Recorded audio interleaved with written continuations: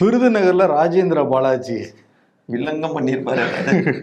பயங்கரமா கான்பிடண்டா பேசலாம், but over confident பார்க்கலாம். அந்த மாதிரி எனக்கு தோணுச்சு பர்சனலா. என்ன சொல்றாரு அப்படின்னா, தென்னக ஆசியாவிலேயே இந்த மாதிரி பூத் கமிட்டி யாருமே அமைச்சது கிடையாது. 12,000 பேர் இருக்காங்க எங்க பூத்துல. எதிர்கட்சிகள் மோத முடியுமா எங்க கூட எல்லாம்? பூத் கமிட்டினாலே விருதுநகர் தான். 12,000 பேர் இருக்காங்க இங்க. மற்றவங்க எல்லாம் வந்து வாயை திறக்க முடியாத அளவுக்கு இங்க நாங்க வேலை பண்ணிட்டு இருக்கோம். எப்படா மக்கள் வந்து ஆட்சி அதிகாரத்துல எடப்பாடியார் உட்கார வைக்கலான்னு காத்துட்டு வந்திருக்காங்க.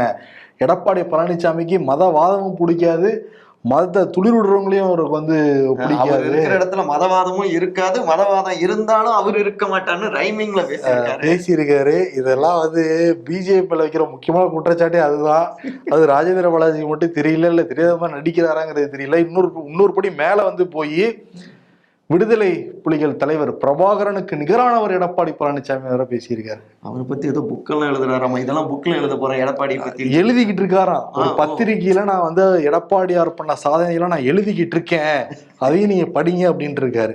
ஒரு படத்துல கவுண்டமணி என்னடா பண்ணிட்டு இருக்கேன் அப்படின்னு செந்தில கேட்டப்ப, அண்ணா நான் புக் எழுதிட்டு இருக்கேன் அந்த மாதிரி இருக்கு. அதை படிக்கணும். அதை படிச்சு நம்ம ரிவ்யூ கூட வந்து போடலாம்.